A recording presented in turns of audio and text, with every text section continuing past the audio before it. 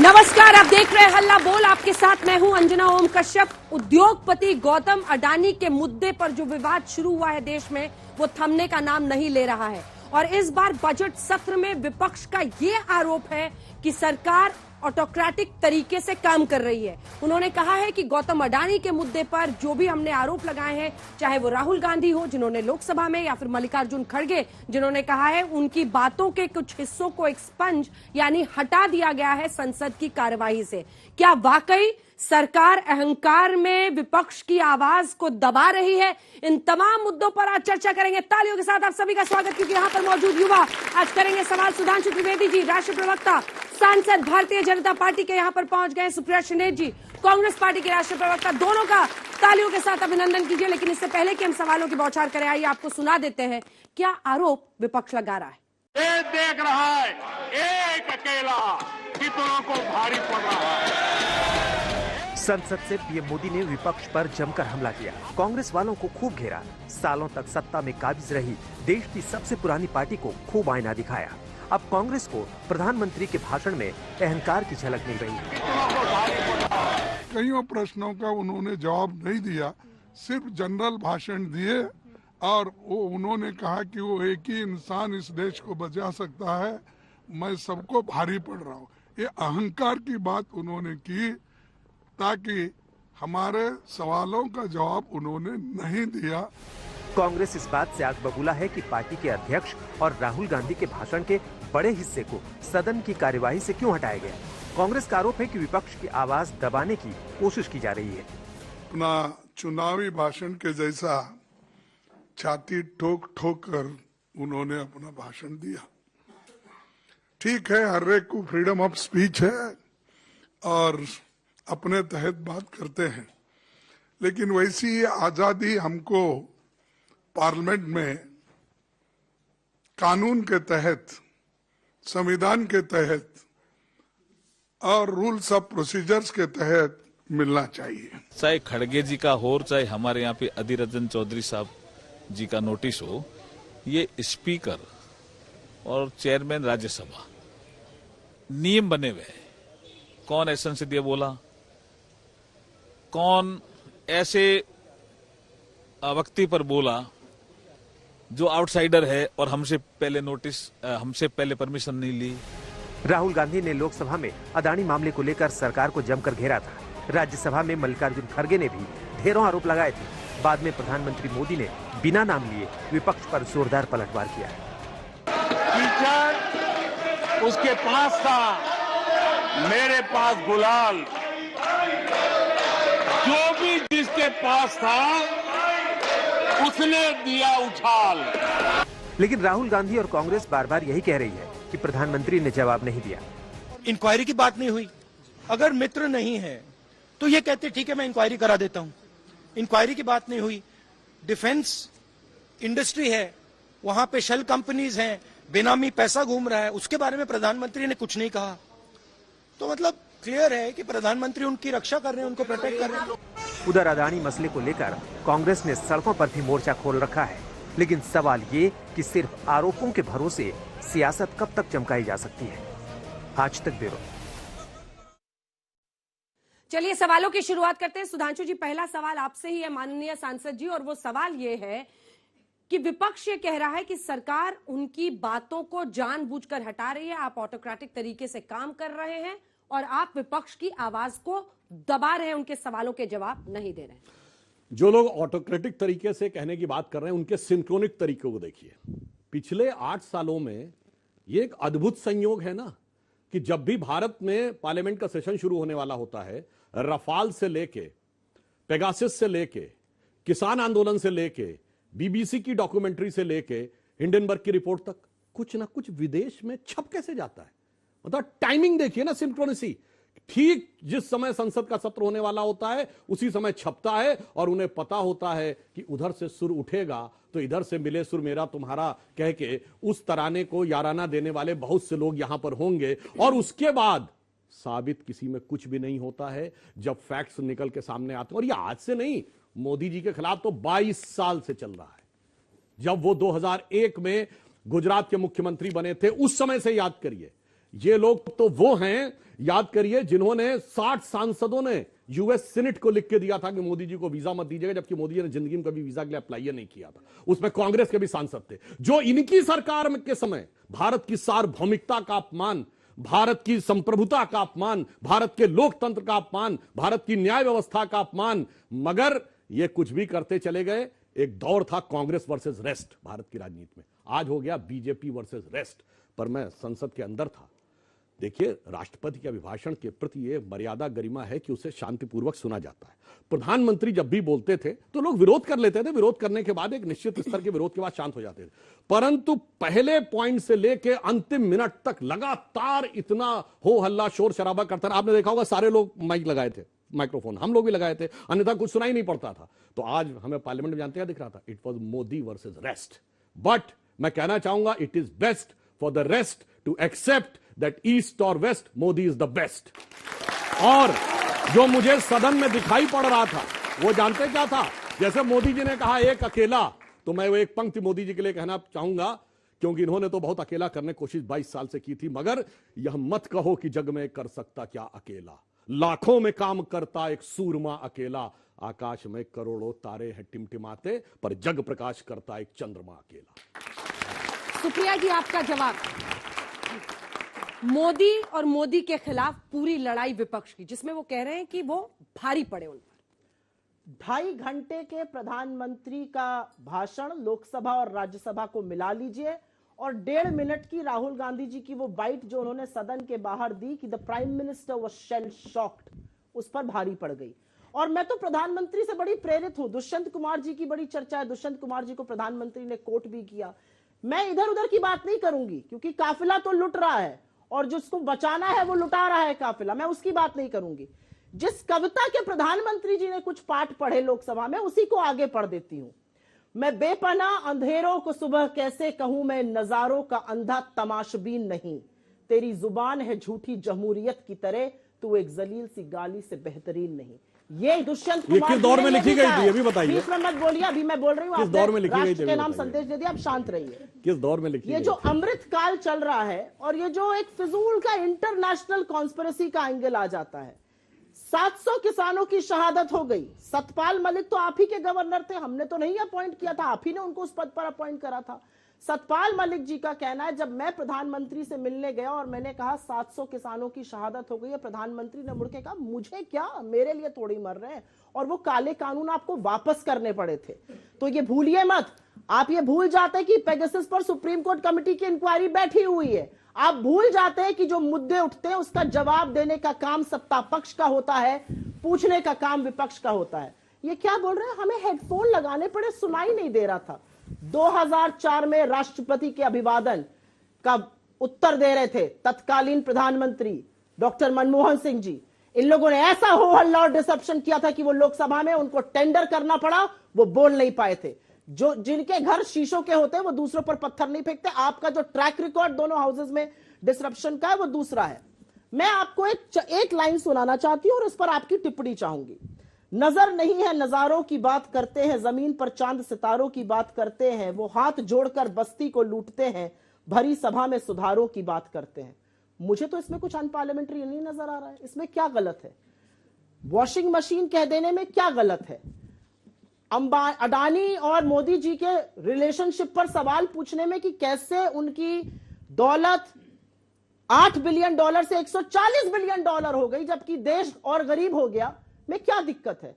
आप इतने ही अगर लोकतंत्र के पहरी हैं तो 6 इंस्टेंसेस खरगे जी के और 18 इंस्टेंसेस राहुल गांधी जी की स्पीच के। और कौन से एक्सटेंसेस हैं जिसमें वो कह रहे हैं सबसे जरूरी सवाल जनता पूछना चाहती है हिंदुस्तान के प्रधानमंत्री का अडानी जी से रिश्ता क्या है, जिसमें पूछते हैं असली जादू तो 2014 में शुरू होता है। 609 नंबर पर अडानी थे, वो नंबर 2 पर आ गए 2022 में। इसमें क्या अनपार्लियामेंट्री है? ये तो तथ्य है। मतलब ऐसी तमाम चीजें, आपको उससे दिक्कत क्या है?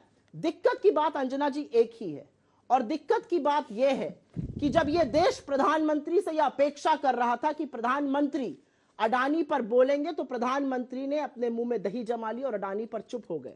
यह अलग बात है, डर सबको लगता है और गला सबका सूखता है। जब संयुक्त विपक्ष खड़ा होकर आवाज दे रहा था अडानी पर बोलो, मौन तोड़ो, मोदी अडानी भाई भाई, तो प्रधानमंत्री का गला सूख रहा था। मुझे आज से पहले प्रधानमंत्री इतने लॉस्ट, इतने डेस्परेट और स्तर भाषा का गिराते हुए इससे पहले सदन में नजर नहीं आए थे। बाहर तो उन्होंने क्या जो लाइनें हटाई गई हैं, पढ़ के उन्होंने किया। सुनाई, क्या संसदीय है उसमें? पहले तो इनकी बात का जवाब दे दूं, फिर उसका भी जवाब देता हूं। इन्होंने पहले कहा कि तथाकथित काला कानून वापस लेना पड़ा। यानी काला कानून जानते क्या था? एपीएमसी एक्ट होना चाहिए। भारत में एक राज्य है जहां वो तथाकथित काला कानून आज भी लागू वापस है। लिया कि नहीं वो बताइए ना। मैं बता रहा हूं, केरल में जड़मूड़ से नहीं है, मगर उसकी आवाज दिल्ली में सुनाई नहीं पड़ती क्योंकि वहां से राहुल गांधी जी सांसद हैं। भैया ठीक, काले इन्होंने काले कानून का बड़ा विरोध किया बोलिए और ना। पंजाब में किस हश्र पे पहुंच गए सारी दुनिया ने देखा। इसलिए और तो गलत जो था लोग हटाना। एक अपने गलत आपने हटाया। मैडम अपने मैं पूछना चाहती हूं, मैं पंजाब की बात देखिए, कर रहे हैं। पंजाब में जो सबसे बड़े किसान नेता थे वो चुनाव लड़े, उनकी जमानत जब्त हो गई। उत्तर प्रदेश में सबसे बड़े किसान नेता थे, उनके अपने गांव में उनसे ज्यादा वोट भाजपा को मिला, ये इंपॉर्टेंट नहीं है। उनकी पंचायत में जितने लोग बैठे रहते थे उतने वोट नहीं मिले उनको अपनी बूथ पे। इसका अर्थ यह होता है कि इकोसिस्टम क्या है और हकीकत क्या है, ये दोनों का अंतर है। अब दूसरा बिंदु इन्होंने कहा था कि मनमोहन सिंह जी को बोलने नहीं दिया। अब मैं मनमोहन सिंह जी का ही एक शेर जो उन्होंने पार्लियामेंट में बोला था, मैं कोट करता हूं, 100 जवाबों से अच्छी है मेरी ये खामोशी, जिसने न जाने कितने सवालों की आबरू रख ली। बोलने तो आपने नहीं दिया था। उनके नाम के आगे जो एमएमएस का फुल फॉर्म क्या था, मैं सिर्फ एमएमएस बोल रहा हूं और कुछ नहीं बोल रहा हूं, वो सबको पता था। अब मैं आता हूं जो इन्होंने बात कही। देखिए, संसद में एक परंपरा है कि किसी भी व्यक्ति का नाम यदि वह अपना उत्तर देने के लिए सदन में उपस्थित नहीं है अथवा उसका उत्तर नहीं है तो नाम लेकर नहीं बोला जाता। अब आपने जब अडानी जी कहा तो अडानी जी कोई कंपनी नहीं है, अडानी जी व्यक्ति हो गया। आप कहते Adani enterprises limited, then it would have been a company. When you are saying Adani ji, जो अभी सुप्रिया जी ने भी बोला, तो फिर एक व्यक्ति के बारे में यदि आप कह रहे हैं और उस व्यक्ति को वो जवाब देने के लिए संसद में उपस्थित नहीं है तो ये एक संसदीय परंपरा, इसमें कोई ऐसी बात नहीं थी। और दूसरा, मैं परंपरा का एक और उदाहरण देता हूं।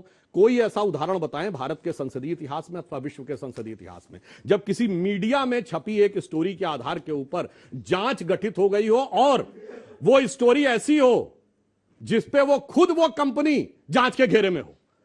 यूएस कोर्ट ने उन पर प्रतिबंध लगा दिया है, किसी अमेरिकी कंपनी को के ऊपर वो नहीं लिख सकते, मगर यहां भाई भाई कहते रहेंगे क्योंकि यूएस का प्रतिबंध तो है, मगर यहां वालों के साथ। तभी तो मैंने कहा विदेशी कॉन्स्पिरेसी की बात ऐसे ही नहीं कर रहे हैं, गजब की जुगलबंदी है। यानी वहां पे अगर रोक भी लग जाएगी तो यहां से सुर तो बचता ही रहेगा।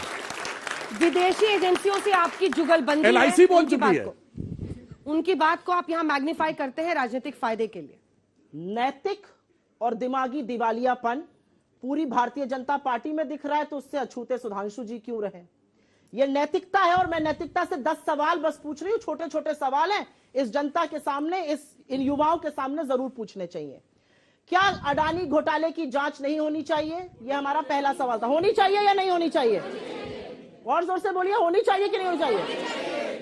क्या LIC का पैसा जो अडानियों की कंपनी में लगा वो लगातार गिरता रहा, इस पर सवाल पूछना चाहिए कि नहीं पूछना चाहिए?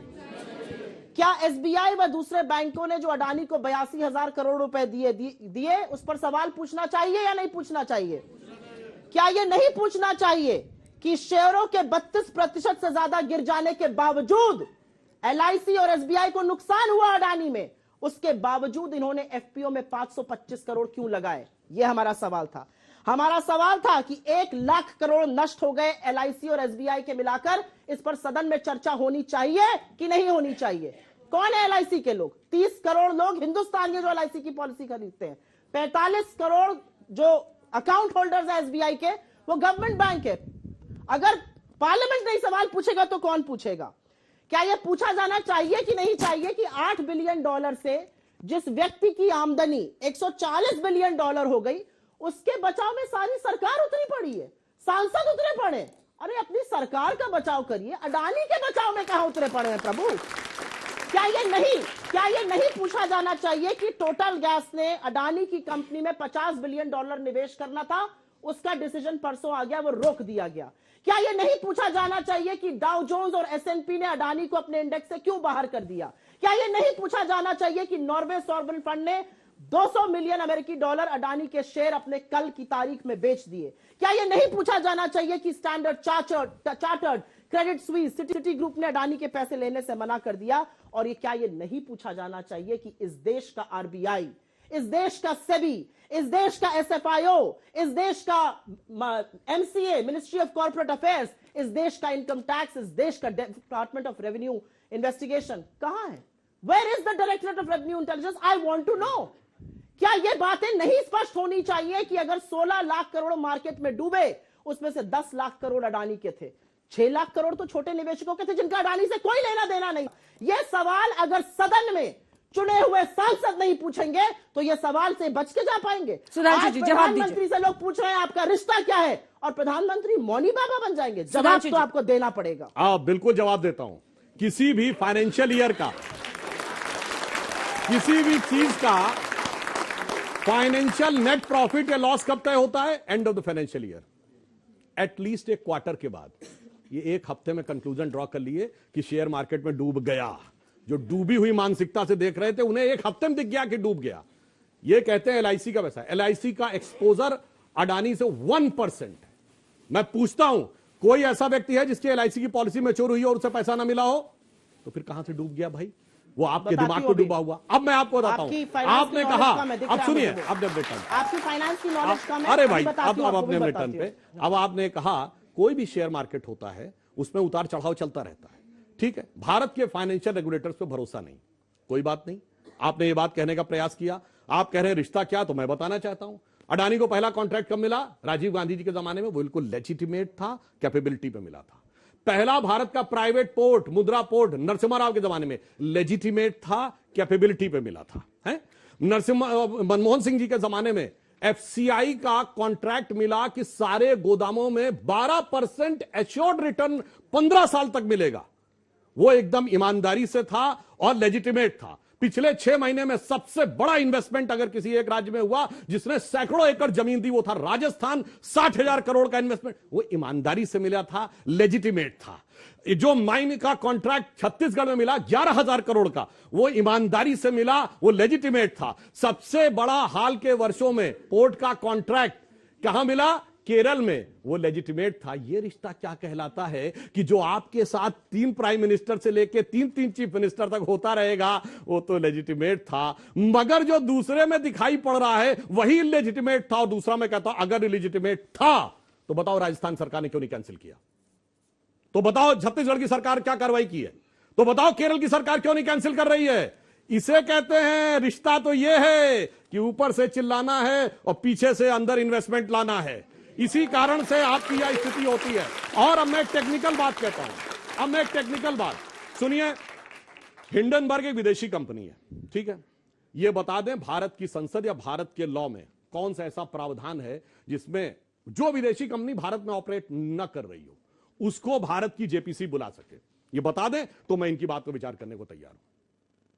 गला सबका राजस्थान और छत्तीसगढ़ की सरकार क्यों नहीं कॉन्ट्रैक्ट कैंसिल करती है अगर अडानी ऐसे ही भ्रष्टाचार में डूबे हुए हैं? तो थोड़ा सा तथ्यों के साथ बात करनी चाहिए। थोड़ा बहुत फाइनेंस का ज्ञान रखती हूं। इन्होंने कहा फाइनेंशियल ईयर के एंड पे कैलकुलेट होता है।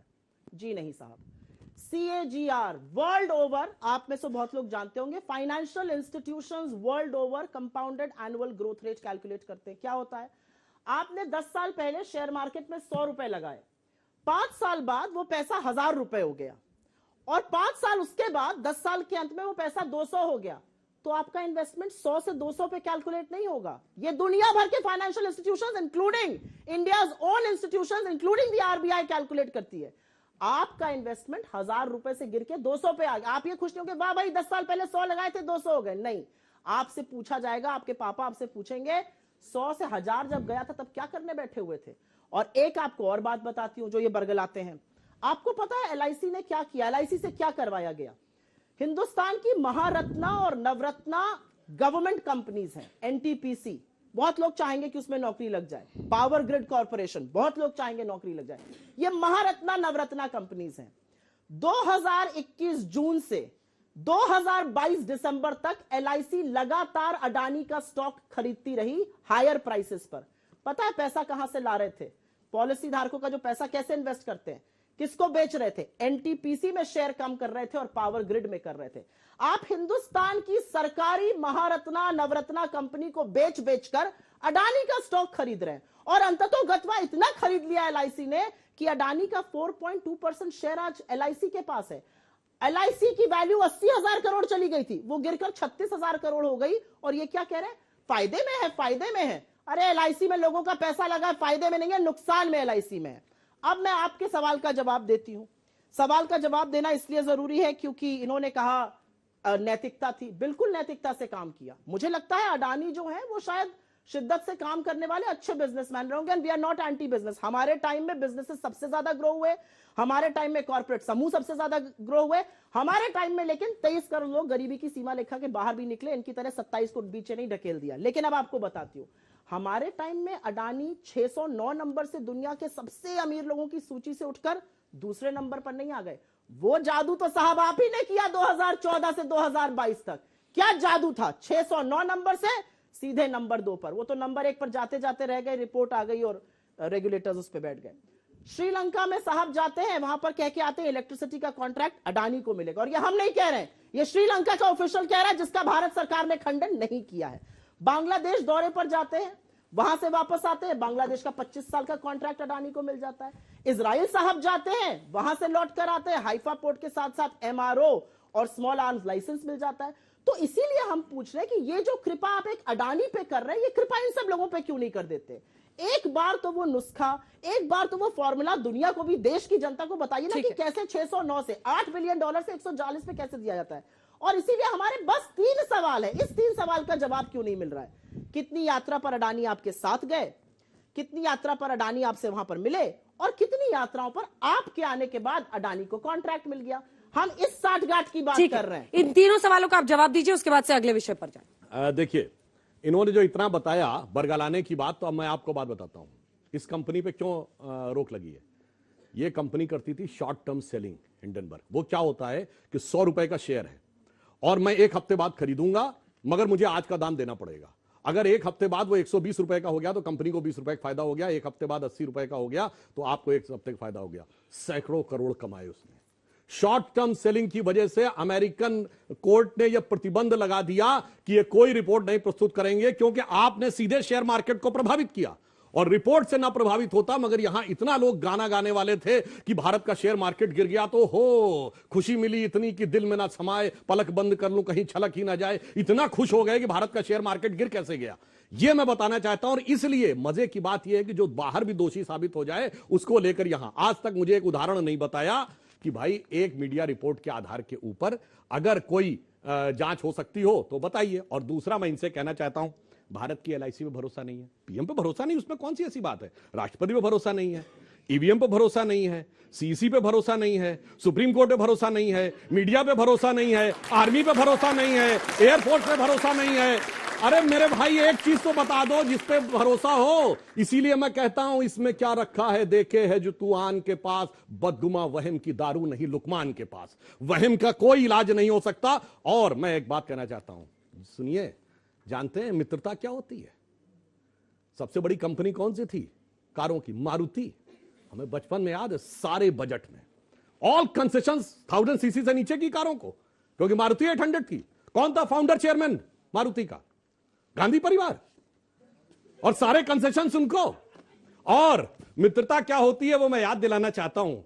उसकी कोई जरूरत नहीं है, फोटोएं तो बहुत सारी अशोक गहलोत के साथ भी हैं। दूसरा अब मैं बताना चाहता हूं, सुनिए, भारत के इतिहास में ऐसा उदाहरण कि पॉलिएस्टर रियॉन बनाने का लाइसेंस एक कंपनी को दिया जाएगा, एक्सक्लूसिव राइट, सिर्फ पूरे भारत में वही बनाएगी, पूरे भारत में बेचेगी भी वही, पूरे भारत में एक्सपोर्ट भी वही करेगी। और आप लोगों को शायद नहीं ध्यान होगा, 1991 से पहले controller of the capital issue एक संस्था होती थी जो शेयर्स को कंट्रोल कर सकती थी। वो शेयर कंट्रोल करेगी उस कंपनी के पक्ष में, और उनमें से वो एक कंपनी जिसके लिए आज हमारा होने का आरोप लगाते हैं।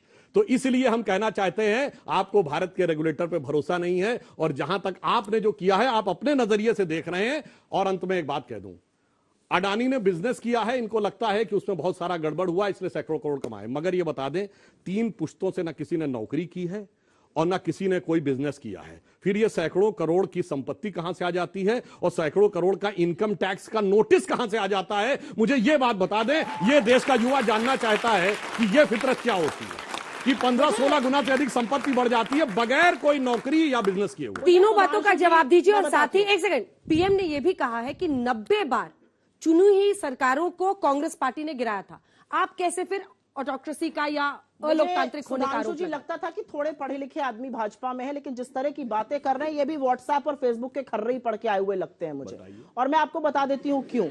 इन्होंने पूछा कहां से आय आती है। जिसकी भी आप बात कर रहे हैं वो चुने हुए सांसद है 5-5 बार के। जाइए देखिए उनके क्या रिटर्न्स हैं, जाइए देखिए माई नेता इन पे कर लीजिए, ईसी में उनके एफिडेविट है, जाइए देखिए। अब एक बात आगे की सुनिए। आपने यहां पर बड़ी बड़ी बातें करी, मैं आपसे सिर्फ एक नैतिकता का सवाल पूछती हूं।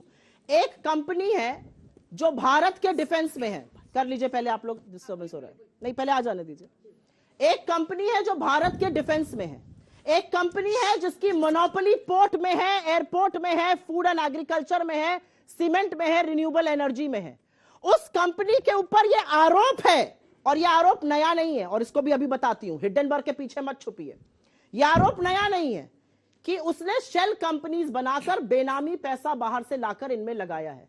भारत की सरकार यह जानना नहीं चाहती कि यह पैसा किसका लगा है, ये चीन का लगा है, ये भारत के दुश्मनों का लगा है, ये आप वाकई में जानना नहीं चाहते? ये मैं जरूर जानना चाहती हूं आपसे। आप लंबी लंबी बड़ी बड़ी आंखें करिए, जलेबी बनाइए यहां पर, उससे मुझे कोई फर्क नहीं पड़ता है। इस देश की जनता यह जरूर जानना चाहती है कि अडानी की जांच पर आपके मुंह में ताला क्यों लग जाता है। 2 घंटे 40 मिनट की स्पीच देने वाले महानुभाव हमारे यशस्वी प्रधानमंत्री अडानी और चीन का नाम लेने पर क्यों घबराते हैं? और ये तो उनका ट्रैक रिकॉर्ड बताता है, ये तो मैं नया नहीं बोल रही हूं। अडानी शब्द, एक शब्द ADANI बोलने में प्रधानमंत्री की क्या गला सूख गया, ये मैं जानना मेरे चाहती प्रश्न हूँ। का जवाब क्या प्रश्न? 90 बार चुनी हुई सरकार ये को सवाल कांग्रेस ने हमसे, गिराया। हाँ अच्छा, ये मैंने सुना था। एक और भी बड़ी गड़बड़ बात कही थी, उस पर भी बोलूंगी अभी। ये सवाल उन लोग वो कर रहे हैं जो कर्नाटक की, मध्य प्रदेश की, गोवा की चुनी हुई सरकार सिर्फ पैसे से नहीं, एजेंसीज को अपनी पालतू एजेंसी बना के गिराते हैं। नैतिकता की बात जब ये हमसे करते हैं तो 4 नहीं 5 उंगलियां इनकी तरफ घूम जाती हैं। आज की बात करें, अडानी पर जांच क्यों नहीं हो रही है, इस बात का जवाब भारतीय जनता पार्टी और इस देश के चुने हुए प्रधानमंत्री इसलिए दें क्योंकि प्रधानमंत्री मौन अपने रिश्ते पर नहीं रह सकते हैं। मौनी बाबा को मौन तो अच्छा, एक दो सवाल ले लेती हूँ फिर जवाब। तेजी से जवाब। मेरा सवाल आपसे सर, मेरा सवाल ये है कि जब अडानी की बात आती है तो आप सेबी और आरबीआई का नाम लेकर पल्ला झाड़ देते हैं, लेकिन जब कहीं ना कहीं ये सवाल आम जनता के मन में कहीं ना कहीं उठ रहे हैं, तो आप आम जनता को क्यों नहीं जवाब देते? एक छोटा सवाल मैम आपसे है कि आप जवाब उनसे तो मांग रहे, लेकिन जब बात आती है राजस्थान और छत्तीसगढ़ की तो आप वहां जवाब नहीं देते। तो आप भी तो जवाब दीजिए ना जनता को। सिर्फ ठीक, बिल्कुल। हमारा सवाल मैम से, आप जांच की बात करते हैं और बोलते हैं कि अडानी भ्रष्टाचारी है, तो लेकिन राजस्थान की सरकार 1600 हेक्टेयर लैंड सोलर पावर के लिए, उसमें भी पूछे थे सवाल, हाँ, वही सवाल उन्होंने पूछा, उन्होंने भी यही सवाल। और छत्तीसगढ़ की सरकार माइनिंग के लिए, और MVA महाविकास अघाड़ी की सरकार दिघी पोर्ट देती, तो उसकी भी तो जांच होनी चाहिए ना। इसकी भी तो आवाज आप लोग उठाएंगे। सर, आपने बोला कि मोदी जी ईस्ट और west, Modi ji is the best. अब अगर भाजपा इतनी दूध की धुली है तो एक JPC इन्वेस्टिगेशन से क्यों कतरा रही है?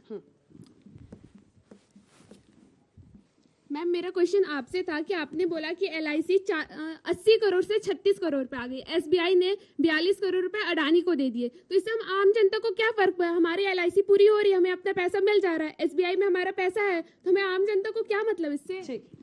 मेरा सवाल सर आपसे है, आपने कहा कि इनकी सरकार ने भारत का अपमान किया, पर आपने तो भारतवासियों के भरोसे का अपमान किया, उसका क्या? फिर आपने पूछा कि LIC का लाभ किस किस को मिल रहा है, आपने किसी से ये पूछा कि आयुष्मान योजना का लाभ किसको मिला है? क्या किसी में से मिला आयुष्मान योजना का लाभ? तो गरीबों के लिए है जो सर पॉवर्टी लाइन मिलता ही नहीं, वो तो लकी ड्रॉ बन के रह गया है, जो लकी होगा सिर्फ उसे मिलेगा। मैम मेरा सवाल आपसे, कल मैं लोकसभा गया था एज अ विजिटर, तो आप लोगों का एक आरोप मैंने वहां देखा कि विपक्ष को बोलने का मौका दिया जा रहा है, तो आप लोगों का आरोप रहता है कि सत्ता पक्ष के लोग हमें बोलने का मौका नहीं देते। तो इतना हंगामा खड़ा करने के बाद जब सदन स्थगित होता है, उसके बाद हंगामा खड़ा करने के बाद आप ये कहते हैं कि हमें बोलने का मौका नहीं दिया जाता, तो क्यों ना आप हंगामा खड़ा करने की उसकी बजाय आप बोल के और एक कार्रवाई कर लें? आखिरी सवाल। मेरा सवाल मैम से है। मैम, आप लोग जो ये अडानी कर रहे हैं, कहीं ये तो नहीं कि जो भारत जोड़ो यात्रा से आप लोगों को सक्सेस नहीं मिला है, वो आप अडानी की तरफ अपना पॉइंट ऑफ व्यू करके घुमा रहे हैं? आज आप पहली मिली हैं जिनको लग रहा है कि भारत जोड़ो यात्रा से हमें सक्सेस नहीं मिला है। मुझे लगता है भारत जोड़ो यात्रा में जो करोड़ों लोग हमसे जुड़े, जो लोग आकर हमसे मिले, जिन्होंने हमसे अपने दिल की बात कही, जिन्होंने हमसे ये कहा कि हम उस सरकार से तंग आ चुके हैं जो अपने मन की बात हम पर थोप रही है, जो महंगाई पर, बेरोजगारी पर, गरीबी पर बात नहीं करना चाहती है, हमें लगता है वो बहुत बड़ा सक्सेस है। और अगर वो सक्सेस नहीं होता तो मुझे नहीं लगता कि जब राहुल गांधी सदन में बोल रहे थे, तो पता नहीं आप में से कितने लोगों ने देखा कि नहीं देखा, जब राहुल गांधी सदन में स्पीच दे रहे थे तो लोकसभा की जो ट्रेजरी की पहली बेंच होती है, जिसमें प्रधानमंत्री, गृह मंत्री, वित्त मंत्री, रक्षा मंत्री, एक भी नहीं बैठा था। सारे वरिष्ठ लोग वहां पर नहीं थे। क्यों नहीं थे? क्या अडानी का नाम सुन के आप इतना सकपका जाते हैं, सकते में आ जाते हैं? और मुझसे एक सवाल, एक मिनट, मुझसे एक सवाल यहां पर यह पूछा गया कि सारे आप हंगामा क्यों करते हैं? हंगामा करना हमारा मकसद नहीं है। हमें लगता है कि देश की जनता का मुद्दा जब नहीं उठाने दिया जाएगा और अगर उसके लिए शोर शराबा भी करना पड़ेगा तो हम करेंगे और इस सरकार को मजबूर करेंगे कि जवाब दे। प्रधानमंत्री ने अमृतकाल का एक ऐसा पट्टी पढ़ाई कल लोकसभा और राज्यसभा में कि लग रहा है कि कुछ गलत ही नहीं है, कोई बेरोजगारी नहीं है, कोई महंगाई नहीं है, कोई गरीबी नहीं है। 1% लोगों के पास 40% पैसा। सुप्रिया जी आप लगातार बोलिए। भाई मुझसे सवाल नहीं, ठीक है, उनसे भी कई मुझसे भी बहुत सारे सवाल थे। देखिए, जो इन्होंने अपना पहला वक्तव्य दिया उसके पहले सेंटेंस से कहता हूं, इन्होंने कहा डिफेंस के सारे प्रोजेक्ट्स इनके हिसाब से अडानी को मिल रहे हैं, जबकि फैक्ट ये नहीं है, डिफेंस के तमाम बड़ी बड़ी कंपनियों को मिले हैं। मगर यहीं पे सारा क्रक्स है। हमारा देश चंद्रयान बना सकता था पर फाइटर प्लेन नहीं। हमारा देश इंटरकॉन्टिनेंटल बैलिस्टिक मिसाइल बना सकता था पर एसॉल्ट राइफल नहीं बना सकता था। क्या ये बात तर्कसंगत लगती है? यही बात थी, बना सकता था पर बनाया नहीं गया ताकि मिसाइल के एसॉल्ट राइफल और जहाज खरीदे जाते रहें और उसके साथ जो चल रहा था वो चलता रहे। भारत पहली बार आत्मनिर्भर हुआ है, अब एसॉल्ट राइफल भी बन रहे हैं, एयरबेस हमारी पहली बार फाइटर प्लेन भी बन रहा है और ब्रह्मोस मिसाइल को हम एक्सपोर्ट करने की स्थिति में आ गए। कहीं वो दर्द तो नहीं है कि अब डिफेंस के लिए कैसे जो हमने पिछले डीलिंग की थी अब वो सारी खटाई में पड़ती जा रही है। और दूसरी बात इन्होंने बात कही चीन की, तो मैं याद दिलाना चाहता हूँ, अरे भाई हम आपसे बताते हैं, अरे भाई इसमें पानी पीने की क्या बात? सुनिए, अशोक गहलोत के साथ भी प्लीज दिखा दीजिए। हाँ वो भी बता रहा हूँ, अब बता रहा हूँ, सुनिए तो सुनिए, 60,000 करोड़ अंदर किए हैं भाई, वो भी तो दिखाइए। चलिए अब मैं बताता हूं। मैं एक और बात कहना चाहता हूं, जब हम लोग की सरकार आई पहली बार 98 में, तो हम लोगों पे यह आशंका थी कि हम स्वदेशी वाले हैं, विदेशी कंपनियों पे आक्रमण करेंगे, ठीक है। मगर आपने देखा है किसी विदेशी कंपनी के प्रति कभी कोई अटैक किया हो तो बताइए? अगर किया है तो एप्पल की फैक्ट्री में जाके बवाल किया गया बेंगलुरु में। आज 25% एप्पल भारत में बनने लगे, चूंकि वो अभी तक चाइना में बन रहे थे, इसलिए तोड़फोड़ हुई जाके सिर्फ एप्पल की फैक्ट्री में। ये हम पूछना चाहते हैं, ये कौन सा हाथ था जो आप कह रही हैं चाइना नजर नहीं आता है? हम पूछना चाहते हैं कि आज तक इन्होंने किसान आंदोलन की बात कही, नेस्ले और पेप्सी किस जमाने से काम कर रही हैं पंजाब में? किसी ने उनका नाम लिया कभी? उनका नाम नहीं लेते हैं, क्योंकि वहां तो दौरा करके आते हैं बाहर, तो बहुत सारी बातें करके आते होंगे। इसलिए मैं कहना चाहता हूं और अंत में, अरे सुनिए एक मिनट, मैं पूरी लाइन, अरे आपकी बात का जवाब दे रहा हूं, अरे जवाब दे रहा हूं, अरे भाई मैं जवाब दे रहा हूं। देखिए इस विषय के ऊपर भारत के LIC, SBI, securities and exchange board of India ने जो कहा है उस पे आप कह रहे हैं भरोसा न किया जाए। एक कंपनी जो खुद आरोपी हो चुकी है उसकी बात पे भरोसा किया जाए और उसको लेकर भारत में JPC गठित कर दी जाए जिसमें उस कंपनी को बुलाने का कोई अधिकार भी नहीं हो। शायद इसीलिए बाल बुद्धि शब्द जो है वो असंसदीय घोषित हो चुका है। अब मैं एक और बात कहना चाहता हूं, भारत जोड़ो की बात कही, बहुत अच्छी बात थी। भारत जोड़ो यात्रा के अंतिम दिन आपको याद है कितने प्रेम और स्नेह से एक दूसरे के स्नेहपूर्ण सानिध्य में इस दुनिया में सबसे न्यारा भाई बहन का प्यार बर्फ के गोले फेंक रहे थे। ये वही कश्मीर था जहां सेना के ऊपर पत्थर फेंके जाते थे। ये वही कश्मीर था जहां के ऊपर पाकिस्तान जिंदाबाद के नारे लगते थे, ISIS के नारे लगते थे। शुक्रगुजार होना चाहिए आप धारा 370 हटाने के बाद, कम से कम वो उस सुकून के साथ आप जाकर वहां पर झंडा ही नहीं फहराए, बल्कि पूरे देश ने देखा कि कुछ सुकून के साथ आपने वो स्नेहपूर्ण सानिध्य में वो सुंदर दृश्य भी दिखाया। इसलिए अब तो पानी पीने की बारी आपकी। पानी पीजिए अब आप पानी पीजिए। अगला सवाल मैम, मेरा सवाल सुप्रिया मैम से है कि मैम आप बार बार जो मोदी जी को ब्लेम करते रहते हैं, तो आप लोग अपनी पार्टी पे कब ध्यान देंगे, अपनी पार्टी को कब बिल्डअप करेंगे? आप अपनी पार्टी को क्यों नहीं देखते कि वो अलग सा मोटिव लेके आए जिससे मोदी जी को लोग वोट ना देकर आपकी पार्टी को वोट दे? अब वो कब करेंगे? देश के चुने हुए प्रधानमंत्री और लोकतंत्र में प्रधानमंत्री से और सरकार से सवाल पूछने का काम विपक्ष करती है। मेरा भी सवाल आपसे है कि जो आपने बोला भारत जोड़ो यात्रा का सक्सेस का, तो ठीक है, जो राहुल जी ने जो लाल चौक पे वो झंडा फहराई है, वो आप मोदी जी की सक्सेस मानती हैं या नहीं? बिल्कुल भी नहीं, उसमें मोदी जी का क्या सक्सेस है? मैम मेरा क्वेश्चन आपसे है, अगर आप फॉरेन एजेंसीज में इतना बिलीव करते हो तो यूएस की एक ऑफिशियल रिपोर्ट आई थी जिसमें मोदी जी को वर्ल्ड का बेस्ट और मोस्ट पॉपुलर लीडर बोला गया था, तो आप वो मान के ये क्यों नहीं? मैम यूएस की गवर्नमेंट एक रिपोर्ट आई थी, ma'am I don't remember the name exactly. I don't think there was any report like that. ये आपने व्हाट्सएप पे पढ़ा हुआ। अब मैं व्हाट्सएप नहीं, मैं विदेश की रिपोर्ट आप सुनिए मैम, आप ये एक्सेप्ट क्यों नहीं कर लेते हो कि मोदी जी सबसे पॉपुलर और सबसे सक्सेसफुल लीडर और प्राइम मिनिस्टर देखिए, अगर विदेश में छपी हर चीज के ऊपर जांच होनी चाहिए। वोल्कर रिपोर्ट जिसने कहा कि सद्दाम हुसैन ने सीधे तेल के बदले पैसे दिए कांग्रेस पार्टी को, जिसके लिए नटवर सिंह को इस्तीफा देना पड़ा, उन्होंने अपनी किताब one life is not enough में लिखा है, जाके चेक कर लीजिएगा। और मैं हवा में नहीं बोल रहा हूं, येवेगनना एल्बर्टस जिन्होंने बोलिएगा विदेश में छपी बातों पे तो इतना है कि आपका कार्यक्रम छोटा पड़ जाएगा। येवेगनना एल्बर्टस केजीबी की पूर्व चीफ, उसने अपनी किताब स्टेट विद इन स्टेट जाके चेक करिएगा, उसमें मैं आरोप नहीं लगा रहा, सोनिया जी के बारे में पता नहीं क्या क्या लिखा, एजेंट थी वगैरह वगैरह वगैरह, वो सारी बात छोड़िए। और KGB and the world part 2 Mitrokhin archive, Vasili Mitrokhin की किताब 2006 में, उसमें लिखा हुआ है कि कांग्रेस पार्टी को सीधे केजीबी से पैसा मिलता था 70 के दशक में। In conversation with A crow, जो एक सीआईए के रिटायर्ड ऑफिसर ने लिखी, उसने लिखा है कि लाल बहादुर शास्त्री जी की हत्या कैसे हुई थी उस पे। और जॉन केनेथ गैल्ब्रिथ की किताब एम्बेसडर्स हैंडबुक में उन्होंने क्या क्या लिखा, नेहरू जी के बारे में बोलना भी नहीं चाहता कि उन्होंने किस ढंग से लिखा है कि भारत के न्यूक्लियर मामले के ऊपर क्या हो रहा था। अगर आप और श्वाइजर्स एलेस्टेटे नवंबर 1991 स्विट्जरलैंड की मैगजीन ने स्वर्गीय राजीव गांधी की फोटो के साथ लिखा कि उनका स्विस बैंक में अकाउंट है, 1.87 बिलियन स्विस फ्रैंक का अकाउंट है, जिसमें पहले नॉमिनी सोनिया जी थी और 18 साल का होने के बाद राहुल गांधी जी हो गए। अगर आप छपी छपाई बातों पे जांच करवाना चाहते हैं विदेश में, तो बताइए, फिर सबके ऊपर जांच होनी चाहिए। एक जवाब दे लीजिए, फिर सवाल निहायत ही घटिया, बहुत ही घटिया और शर्मनाक भाषण इन्होंने यहाँ पे दिया है, और बताती हूँ क्यों। 5 बार की चुनी हुई सांसद को ये एजेंट बता रहे हैं। नहीं, मैं नहीं कह रहा हूँ, मैंने बहुत कैवियट के साथ बोला, मैं नहीं बोला, नहीं बोली थी, चुप रहिए। नहीं, मैंने कैवियट के साथ बोला, मैं नहीं बता रहा हूँ। 5 बार की उस पर दावा करिए केजीबी पे जाके। 5 बार की चुनी हुई सांसद पर, अरे अगर छपे छपाए पर ही यकीन करना है तो काहे बीबीसी की डॉक्यूमेंट्री से इतना घबरा कर ब्लॉक बीबीसी डॉक्यूमेंट्री आ गई, काहे बीबीसी की डॉक्यूमेंट्री से घबरा विदेश भाई विदेश की बात आप कर रहे थे, विदेश की बात मैं भी कर रही हूँ। विदेश की एक डॉक्यूमेंट्री थी, यूट्यूब पर दिख रही थी, सब लोग डाउनलोड करके देख रहे थे, सक पका गए, सकते में आ गए, क्योंकि साहब कहते हैं what garbage, wrong question, don't ask, ऐसे बोल रहे थे। ये बात नहीं है, बात असल में ये है कि बीबीसी की डॉक्यूमेंट्री ने आपका कच्चा चिट्ठा खोल के रख दिया, जो इस एज के बच्चे शायद ना जानते हो, उतना ना समझते हो, लेकिन इनसे जो वरिष्ठ है वो जानते थे कि 2002 में क्या हुआ था। एक बात मैं जरूर कहना चाहूंगी, यहां पर मुझसे किसी ने पूछा जम्मू कश्मीर की बात। कल जम्मू कश्मीर में प्रधानमंत्री भी दम्भ से अपना कुछ सीना ठोक रहे थे। पिछले 5 साल में, और ये आंकड़े के साथ बोल रही हूं, जम्मू कश्मीर में 761 आतंकी हमले हुए हैं, 186 नागरिक मारे गए हैं, और शहीद जवानों की संख्या 306 है। और क्योंकि जवानों की बात हो रही है तो एक बात और कहूंगी, 20 जवानों की शहादत हुई थी गलवान में चीन के हाथों, और हमारी सरकार ने क्या किया, एप्पल में जाकर रेड कर रहे थे।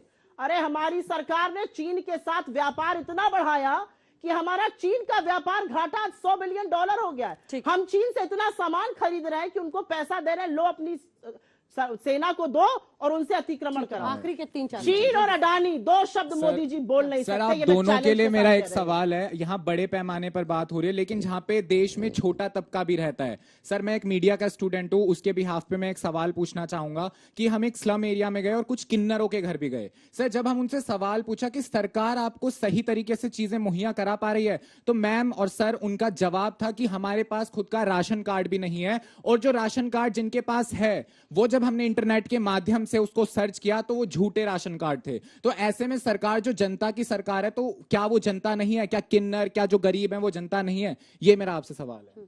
मैम, मेरा सवाल आपसे है, मैम भारत जोड़ो यात्रा की बात यहाँ पे हुई है मैम, पर मैम भारत क्या ये जोड़ेंगे? नहीं, मुझे दिख नहीं कौन है ये, किसकी फोटो है? मैम ये कन्हैया कुमार की फोटो है मैम, जो नारे देते हैं कि भारत तेरे टुकड़े होंगे 1000, इंशाल्लाह इंशाल्लाह। मैम ये जोड़ेंगे भारत। मैं आपसे आपने जिस तर्क में मुझसे जिस तर्क में पूछा, मैं आपसे भी पूछती हूँ। आपको ये पता है कि अमित शाह जी से, फोन रख दो, आपको ये पता है अमित शाह जी से कहा गया टुकड़े टुकड़े गैंग? अमित शाह जी ने सदन में कहा कि कोई टुकड़े टुकड़े गैंग नहीं है, ऐसी कोई बात नहीं हुई थी। तो या तो अमित शाह झूठ बोल रहे हैं, या जो व्हाट्सएप पर और फेसबुक पर आपको दिखाया जा रहा है वो झूठा है। जहां पे पढ़ते हो उसमें थोड़ा और अध्ययन करो। अगली फोटो निकाली उन्होंने, अगली फोटो निकाली। रॉबर्ट वाड्रा मैम ये जोड़ेंगे भारत। क्या मैम ये रॉबर्ट वाड्रा जोड़ेंगे भारत मैम, जो इतने करोड़ों का स्कैम करके बैठे देश में मैम। अच्छा 9 साल से, एक मिनट अंजना जी माइक हटा लीजिए और थोड़ा मुझे बोलने दीजिए। 9 साल से मोदी जी प्रधानमंत्री हैं देश के। 9 साल से स्कैम कहा जाता था। अगर वाकई में कोई स्कैम हुआ था तो सिद्ध कर देते और सजा दिलवाते। 9 साल से ये झुंझुना इसलिए बजा रहे हैं क्योंकि आपके व्हाट्सएप पर ये कूड़ा जाता रहे और आप अपना अध्ययन करने के बजाय ये कूड़ा पूछते रहिए। ये फैक्ट है, ये व्हाट्सएप का फैक्ट है। सर अभी हाल ही में 136 चीनी कंपनियों को बैन किया गया और इसी साल चीन का ट्रेड भी है इंडिया से और ज्यादा बढ़ गया। एक तरफ आप कहते हैं कि आप चीन को आंख दिखाएंगे और दूसरी तरफ आप चीन से व्यापार भी कर रहे हैं। ठीक, लाल आंख नहीं, लाल शर्ट पहन लेते। जल्दी जल्दी, एक सेकंड प्लीज। सर सीता माता पे भी दाग लगा था जबकि वो पवित्र थी, फिर भी उन्हें अग्नि परीक्षा देकर साबित करना पड़ा था कि वो सही है। तो क्या अडानी को अग्नि परीक्षा देकर साबित करना चाहिए कि वो सही थे? मोदी जी को। मैम आपने अभी चाइना की बात की तो मैम मैं आपसे पूछना चाहूंगा कि कांग्रेस पार्टी और चाइना का एमओयू क्या था 2008 का, मैम वो बता दीजिए। और 2010 में मैम अडानी साहब को जो ऑस्ट्रेलिया में माइंस मिली थी मैम, उससे पहले कौन दौरे पे गया था वो बता दीजिए। अच्छी बात आपने पूछी। जो 2010 में माइन मिली थी, $1 बिलियन आखिरी सवाल, और हमारे विरोध के बावजूद सुप्रिया जी गुस्सा नहीं, बच्चे सवाल पूछ रहे हैं। सुप्रिया मैम से मैं बतौर छात्र, मीडिया छात्र सवाल पूछना चाहूंगा, क्या राहुल गांधी अडानी और हिडनबर्ग रिपोर्ट के जरिए 2024 की तैयारी कर रहे हैं? क्या 2024 में प्रधानमंत्री नरेंद्र मोदी को चुनौती दे पाएंगे? इस शो के पहले हम लोग एक और तीन लाइन टाइम खत्म। इस शो के पहले हम लोग एक और शो कर रहे थे, उसमें 25% भारत की जनता ने बेरोजगारी को, 25% ने महंगाई को, 6% ने कृषि को, 6% ने गरीबी को देखा है। 65% लोग इन बड़े मुद्दों को लेकर असंतुष्ट है। 2024 का चुनाव उस पर होगा बनाम 6500 करोड़ के विज्ञापन के। जो 6500 करोड़ के विज्ञापन देकर प्रधानमंत्री मोदी जी हर जगह छाए हुए हैं और मोदी चालीसा पढ़ी जाती है। चुनाव उस पर होगा, असल मुद्दों वर्सेस विज्ञापन। मोदी नाम केवलम, बीजेपी की यही जिस सर्वे की बात कर रहे हैं उसमें मोदी जी को 62% लोग चाहते थे कि प्रधानमंत्री बने और राहुल जी को 14% डाउन हो गया, अभी 54 हो गया वैसे। अच्छा फिर भी राहुल गांधी जी 14 कितने बढ़े हैं बता दीजिएगा। नहीं आपको सोचा मैं बता दूं। मेरा ये कहना है, मैं बता दूं। देखिए अंतर क्या है इस देश में। चुनाव इसके बारे में होगा, एक तरफ वो नेता जिसने जीवन के प्रारंभ से, शैशव काल से देश के लिए काम करने का व्रत लिया और पिछले 8 सालों से उसने दुनिया के सामने दिखाया, स्वप्न अर्पित, प्रश्न अर्पित, आयु का क्षण क्षण समर्पित, चाहता हूं देश की धरती तुझे कुछ और भी दूं। और दूसरी तरफ वो होंगे जिनको परिवार में तमाम शर्तों, इनामात, विरासत में मिले और जलवाए जलाल के साथ तुझे कुछ और भी दूं। 2 नंबर तक ही पहुंचा पाए बेचारे, नंबर 1 तक पहुंचाने की बात। अच्छा एक देखिए, मैं सिर्फ इनके लिए नहीं कह रहा हूं। मोदी जी चाहते हैं 2047 में भारत विकसित राष्ट्र और हमारी अर्थव्यवस्था विश्व में नंबर 1 हो जाए। ईमानदारी से पूछिएगा जितने विपक्षी दल हैं, इनके नहीं, वो क्या चाहते हैं? मेरे परिवार की अर्थव्यवस्था कैसे नंबर 1 हो जाए। कौन चाहता है कि भारत की अर्थव्यवस्था नंबर 1 हो जाए? चलिए इसी के साथ आप सभी का बहुत धन्यवाद हमारे साथ जुड़ने के लिए। देश दुनिया की बाकी खबरों के लिए आप देखते रहिए आज तक। आज तक HD, सबसे तेज, सबसे ज्यादा।